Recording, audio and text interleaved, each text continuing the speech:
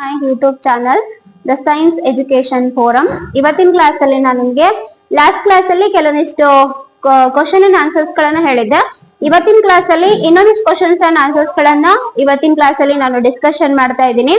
So next question ಯಾವ್ದಂತ ಹೇಳಿದ್ರೆ, previous classes ಅಲ್ಲಿ ನಾನು 6 ಕ್ವಶನ್ಸ್ ಅನ್ನ ನಿಮ್ಗೆ ಸಾಲ್ವ್ ಮಾಡಿದ್ದೀನಿ. ಸೊ ಇವತ್ತಿನ ಕ್ಲಾಸ್ ಅಲ್ಲಿ 7th ಕ್ವಶನ್ ಅನ್ನ ಸಾಲ್ವ್ ಮಾಡ್ತಾ ಇದ್ದೀನಿ.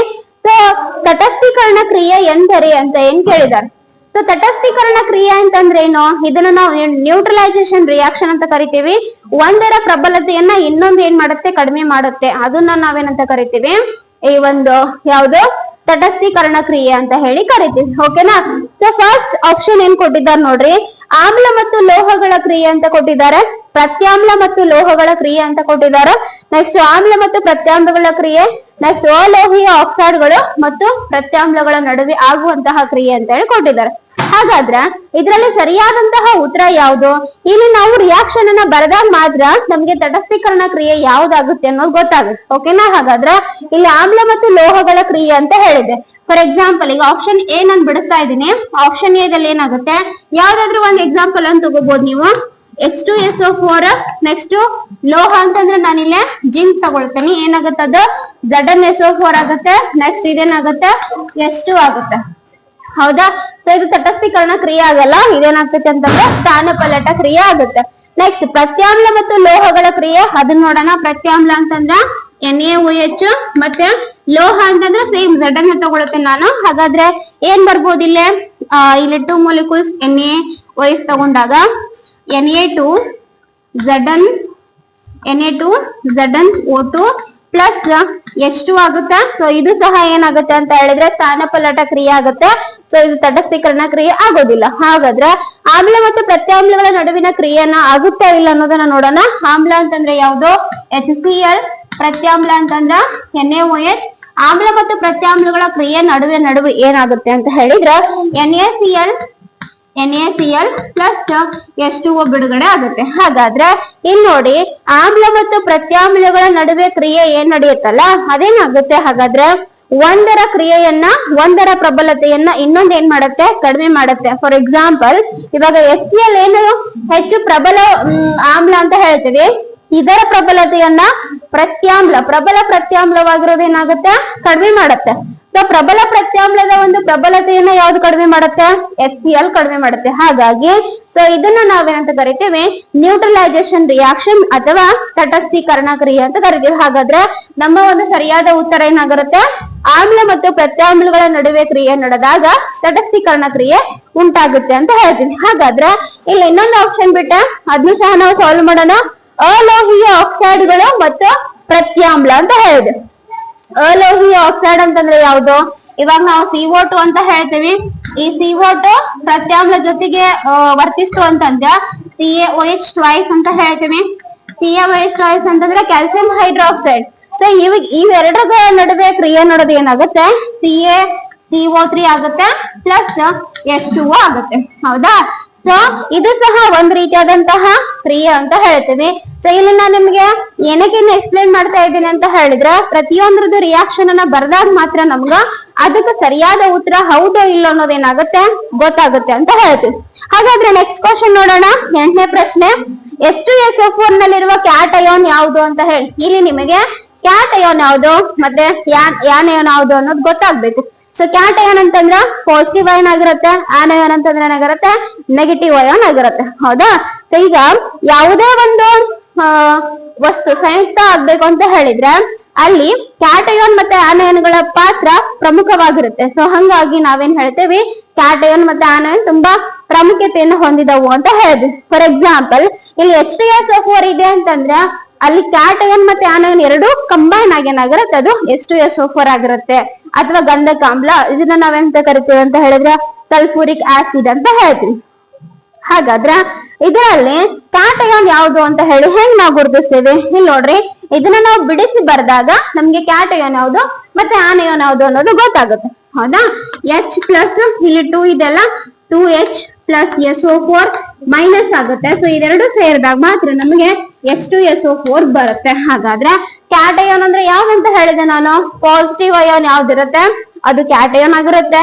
ನೆಗೆಟಿವ್ ಅಯಾನ್ ಯಾವ್ದು ಇರುತ್ತೆ ಅದು ಏನಾಗಿರ್ತದೆ ಅಂತ ಹೇಳಿದ್ರ ಆನ್ ಏನಾಗಿರುತ್ತೆ ಅಂತ ಹೇಳಿದ್ವಿ. ಹಾಗಾದ್ರೆ ಇಲ್ಲಿ H ಪ್ಲಸ್ ಅಂತ ಏನಿದೆ ಇದೇನಾಗಿರುತ್ತೆ ನಮ್ದು ಕ್ಯಾಟಯನ್ ಆಗಿರುತ್ತೆ. ಹಾಗಾದ್ರೆ ಇದಕ್ಕೆ ಉತ್ತರ ಯಾವ್ದು? ಸರಿಯಾದ ಉತ್ತರ H ಪ್ಲಸ್ ಅಂತ ಹೇಳ್ತೀವಿ.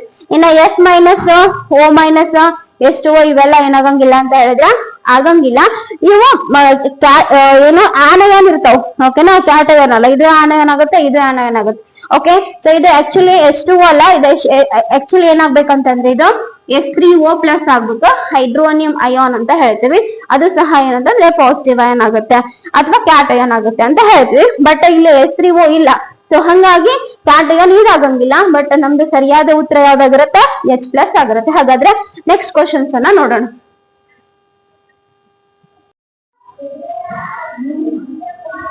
ಸೊ ನೆಕ್ಸ್ಟ್ ಕ್ವಶನ್ ಯಾವ್ದು ನೋಡ್ರಿ. ಹಾಗಾದ್ರೆ 9ನೇ ಪ್ರಶ್ನೆ ಯಾವ್ದು ಹೇಳಿದೀನಿ ಅಂತಂದ್ರ HCl ಪ್ಲಸ್ H2O ಏನ್ ಮಾಡ್ಬೇಕು? ಇದನ್ನ ಈ ಸಮೀಕರಣವನ್ನ ಏನ್ ಮಾಡ್ಬೇಕು? ಕಂಟಿನ್ಯೂ ಮಾಡ್ಬೇಕು. ಅಂದ್ರೆ ಅದ್ರ ಪ್ರಾಡಕ್ಟ್ ಏನ್ ಬರುತ್ತೆ ಅದನ್ನ ನಾವು ಬರಿಬೇಕು ಅಂತ ಹೇಳಿ ಕೇಳಿದಾರೆ. ಸೊ ಇಲ್ಲಿ ನಿಮ್ಗೆ ಯಾವ್ದೇ ಪ್ರಶ್ನೆ ಬಂದ್ರು ಸಹ ಇದೇ ತರ ಕ್ವಶನ್ಸ್ ಅನ್ನ ಕೇಳ್ತಾರೆ. ಸೊ ಹಾಗಾದ್ರೆ ಏನಿರಬಹುದು ಇಲ್ಲ? HCl ಪ್ಲಸ್ H2O ಅಂದ್ರೆ ನೀರು ಮತ್ತು ಆಮ್ಲ ಎರಡು ಮಿಕ್ಸ್ ಆಗಿ ಏನು ಉಂಟಾಗುತ್ತೆ ಅಂತ ಹೇಳಿ ಆಕ್ಚುಲಿ ನಾ ಡೈರೆಕ್ಟ್ ಆಗಿ ಆನ್ಸರ್ ಹೇಳ್ಬಿಡ್ತೀನಿ. ಯಾವ್ಯಾವ್ದು ಅಂತಂದ್ರ H3O plus plus Cl minus ಆಗತ್ತೆ, ಹೈಡ್ರೋನಿಯಂ ಅಯಾನ್ ಏನಾಗುತ್ತೆ? ಬಿಡುಗಡೆ ಆಗತ್ತೆ. ಓಕೆನಾ, ಹಾಗಾದ್ರೆ ಇಲ್ಲಿ ಏನ್ ಬರಬಹುದು? H3O plus plus Cl minus ಆಗುತ್ತೆ. ಓಕೆನಾ, ಸೊ ಇದು ಆನ್ಸರ್. ಇವೆಲ್ಲ ಬಿಡುಗಡೆ ಆಗಂಗಿಲ್ಲ, ಸರಿನಾ? ಸೊ ಇದೇನಾಗುತ್ತೆ? ಆಪ್ಷನ್ ಬಿ ಸರಿಯಾದ ಉತ್ತರ. ನೆಕ್ಸ್ಟ್, ಕೆಳಗಿನವುಗಳಲ್ಲಿ ಕ್ಷಾರಗಳಿಗೆ ಉದಾಹರಣೆ ಯಾವುದು ಅಂತ ಕೇಳಿದ್ದಾರೆ. ಅಂದ್ರೆ 10ನೇ ಪ್ರಶ್ನೆ. ಕ್ಷಾರಗಳು ಅಂತಂದ್ರೇನು? ನೀರಿನಲ್ಲಿ ಕರಗುವ ಪ್ರತ್ಯಾಮ್ಲಗಳಿಗೆ ನಾವೇನಂತ ಕರಿತೀವಿ? ಕ್ಷಾರಗಳು ಅಂತ ಹೇಳ್ತೀವಿ. ಹಾಗಾದ್ರೆ ಇಲ್ಲಿ ಪ್ರತ್ಯಾಮ್ಲಗಳು ಹೌದಾ ಅಲ್ಲ ಅನ್ನೋದನ್ನ ಫಸ್ಟ್ ನಾವೇನ್ ಮಾಡ್ಬೇಕು? ಚೆಕ್ ಮಾಡ್ಬೇಕು. ಸೊ ಫಸ್ಟ್ ಆಪ್ಷನ್ ಏನಾಗಿದೆ? NaOH ಇದೆ, ಸೋಡಿಯಂ ಹೈಡ್ರಾಕ್ಸೈಡ್ ಇದು ಏನಂತಂದ್ರೆ ಪ್ರತ್ಯಾಮ್ಲ. ಸೊ ಇದನ್ನ ನಾವ್ ಏನಂತ ಅನ್ಬೋದು? ಸರಿಯಾದ ಉತ್ತರ ಅಂತ ಹೇಳ್ಬೋದು. H2O ಜೊತೆಗೆ ಇದು ಕಂಬೈನ್ ಆತಂದ್ರ Na plus plus OH minus ಆಗೇನಾಗುತ್ತೆ? ಡಿವೈಡ್ ಆಗುತ್ತೆ. ನೆಕ್ಸ್ಟ್ KOH ಅಂತ ಹೇಳ್ತೇವೆ, ಪೊಟ್ಯಾಷಿಯಂ ಹೈಡ್ರಾಕ್ಸೈಡ್ ಇದು ಸಹ ಒಂದು ಪ್ರತ್ಯಾಮ್ಲ.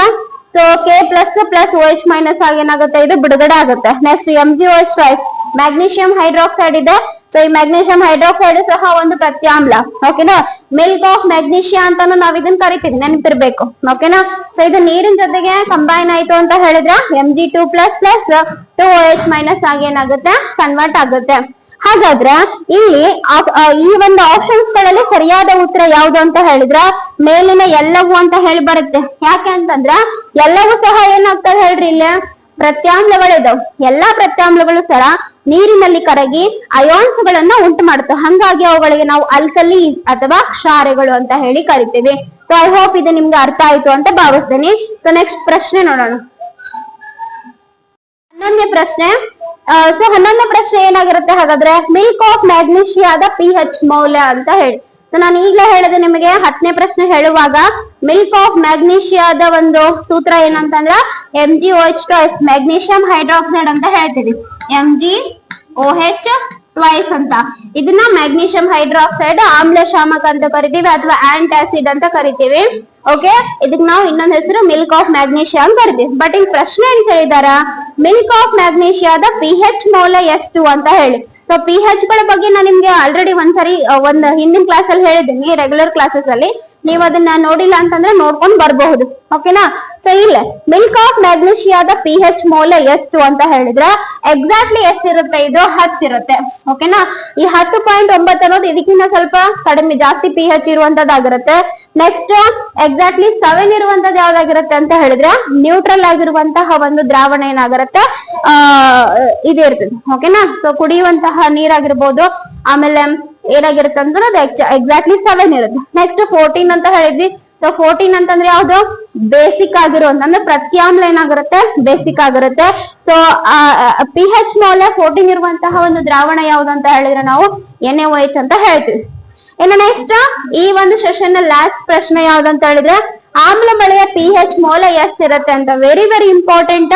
ನಿಮ್ಗೆ ಕನ್ಫ್ಯೂಷನ್ ಆಗುತ್ತೆ ಅಂತ ನಾನು ಲಾಸ್ಟ್ ಕ್ಲಾಸ್ ಎಲ್ಲ ಹೇಳಿದ್ದೆ ನಿಮ್ಗೆ, ಹೌದಾ? ರೆಗ್ಯುಲರ್ ಕ್ಲಾಸ್ ಮಾಡುವಾಗ. ಸೊ ಯಾವ್ದು ಹಾಗಾದ್ರೆ ಇಲ್ಲಿ 5.5 ಕೊಟ್ಟಿದಾರ, 5.6 ಕೊಟ್ಟಿದಾರ. ಇದಕ್ಕೆ ಸರಿಯಾದ ಉತ್ತರ ಯಾವ್ದು ಅಂತ ಹೇಳಿದ್ರೆ 5.6 ಗಿಂತ ಕಡಿಮೆ ಆದಾಗ ಏನಾಗುತ್ತೆ? ಆಮ್ಲ ಮಳೆ ಉಂಟಾಗುತ್ತೆ ಅಂತ ಹೇಳ್ತೀವಿ. ಹಾಗಾದ್ರೆ 5.5 ಗಿಂತ ಕಡಿಮೆ ಆದಾಗ ಏನ್ ಉಂಟಾಗುತ್ತೆ? ಹಲ್ಲಿನ ಸವೆತ ಉಂಟಾಗುತ್ತೆ. ಹಲ್ಲಿನ ಒಂದು pH ಮೌಲ್ಯ ಅಂದ್ರೆ ಬಾಯಿಯ ಒಂದು pH ಮೌಲ್ಯ 5.5 ಗಿಂತ ಕಡಿಮೆ ಆದಾಗ ಅದೇನಂತ ಹೇಳ್ತೀವಿ ನಾವು? ಹಲ್ಲಿನ ಸವೆತ ಉಂಟಾಗುತ್ತೆ ಅಂತ ಹೇಳ್ತೀವಿ. ಓಕೆನಾ? ಇನ್ನ 1.2 ಅಂತ ಕೊಟ್ಟಿದ್ದಾರೆ. ಈ 1.2 ಅನ್ನುವಂಥದ್ದು ಯಾವ್ದ್ರ pH ಅಂತ ಹೇಳಿದ್ರೆ HCl ಅಂತ ಹೇಳ್ತೇವೆ. HCl ನ ಒಂದು pH ಮೌಲ್ಯ ಎಷ್ಟಿರುತ್ತೆ? 1.2 ಇರುತ್ತೆ. ಓಕೆ, ನೆಕ್ಸ್ಟ್ ಇನ್ನು ಯಾವ್ದು ಅಲ್ಲ ಅಂತ ಹೇಳಿದ್ರೆ ಯಾವ್ದು ಇರಂಗಿಲ್ಲ. ಆಕ್ಚುಲಿ ಆನ್ಸರ್ ಯಾವ್ದು ನಮ್ದು 5.6 ಗಿಂತ ಕಡಿಮೆ ಇರುತ್ತೆ. ಆಪ್ಷನ್ಸ್ ಅಲ್ಲಿ ನಿಮಗೆ ಒಂದು ಆಪ್ಷನ್ ಅನ್ನ ನೀವು ತೆಗೆದು ಹಾಕಕ್ಕೆ ಒಂದು ಈಸಿ ಆದಂತಹ ಟ್ರಿಕ್ ಯಾವ್ದಂತಂದ್ರೆ ಲಾಸ್ಟ್ ನಿಮ್ಗೆ ಇದು ಡಿ ಆಗ್ಬೇಕಿತ್ತು. ಉತ್ತರ ಕೊಟ್ಟಿದಾರ ಯಾವುದು ಅಲ್ಲ ಅಂತ ಹೇಳಿ ಯಾವುದು ಕೊಡಂಗಿಲ್ಲ. ಆಕ್ಚುಲಿ ಯಾವುದು ಅಲ್ಲ ಅನ್ನುವಂಥದ್ದು ಆನ್ಸರ್ ಇರಂಗಿಲ್ಲ ಅಲ್ಲೇ. ಆ ಆಪ್ಷನ್ 3ರಲ್ಲಿ ಯಾವ್ದಾದ್ರು ಒಂದಿರುತ್ತೆ. ಸೊ ಅದೊಂದು ಟ್ರಿಕ್ ಅನ್ನ ನೆನ್ಪಿಟ್ಟುಕೊಳ್ಳಿ. ಸೊ ಇವತ್ತಿನ ಕ್ಲಾಸ್ ಅಲ್ಲಿ ನಾನು ನಿಮ್ಗೆ ಟೋಟಲ್ ಆಗಿ ಒಂದಿಷ್ಟು ಕ್ವಶನ್ಸ್ ಗಳನ್ನ ಸಾಲ್ವ್ ಮಾಡಿದೀನಿ. 6 ಕ್ವಶನ್ಸ್ ಗಳನ್ನ ಸಾಲ್ವ್ ಮಾಡಿದೀನಿ. ಪ್ರೀವಿಯಸ್ ಕ್ಲಾಸಸ್ ಅಲ್ಲಿ 6 ಕ್ವಶನ್ಸ್ ಗಳನ್ನ ಸಾಲ್ವ್ ಮಾಡಿದೀನಿ. ಇನ್ನು ನೆಕ್ಸ್ಟ್ ಕ್ಲಾಸ್ ಅಲ್ಲಿ ಮತ್ತೊಂದಿಷ್ಟು ಕ್ವಶನ್ಸ್ ಗಳನ್ನ ಸಾಲ್ವ್ ಮಾಡ್ತೀನಿ. ಸೊ ದಯವಿಟ್ಟು ನನ್ನ ಕ್ಲಾಸಸ್ ಅನ್ನ ಲೈಕ್ ಮಾಡಿ, ಶೇರ್ ಮಾಡಿ, ಕಮೆಂಟ್ ಮಾಡಿ. ಇನ್ನು ಯಾರು ನಮ್ಮ ಚಾನಲ್ ಸಬ್ಸ್ಕ್ರೈಬ್ ಮಾಡ್ಕೊಂಡಿಲ್ಲ ಸಬ್ಸ್ಕ್ರೈಬ್ ಮಾಡ್ಕೊಳ್ಳಿ. ನೆಕ್ಸ್ಟ್ ಕ್ಲಾಸ್ ಅಲ್ಲಿ ಇನ್ನೊಂದಿಷ್ಟು ಕ್ವಶನ್ಸ್ ಗಳನ್ನ ತಗೊಂಡ್ ಬರ್ತೀನಿ. ಅಲ್ಲಿವರೆಗೂ ಧನ್ಯವಾದಗಳು.